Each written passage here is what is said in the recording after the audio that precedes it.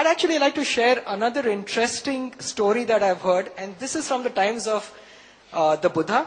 So, Gautam Buddha returned back from his meditation one evening, and he saw that some follower of his had left some food offerings outside his hut. As they were approaching the hut, one of his disciples asked the Buddha, "Guruji, what do you see there?" So Buddha replied, "I see that somebody has been kind to offer food to me today, which means that I'm not going to sleep hungry tonight." And as they reached the hut, the disciple was persistent.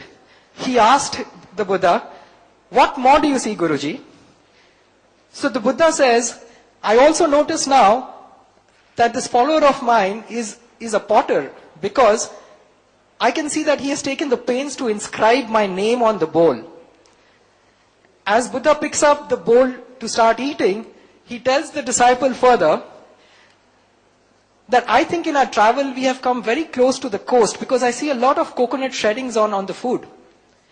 And Buddha goes on to eat the food, and as he's eating the last morsel, his statement is, "I wish I could help this follower of mine in his times of poverty, because there is a small hole at the bottom of the bowl which he has padded up with leaves so that the food doesn't spill out.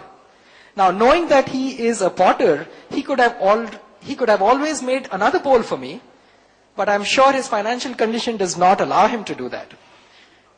So the two things that I take from this story always, one is gradual step-by-step insights. So when you're looking at data, I believe that an overload of data, too much data, is just as useless as having no data at all.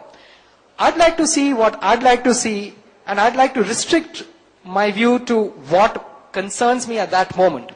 But at the same time, I'd like the flexibility to ask a question and get the answer, and the answer again should be restricted to what I've asked for.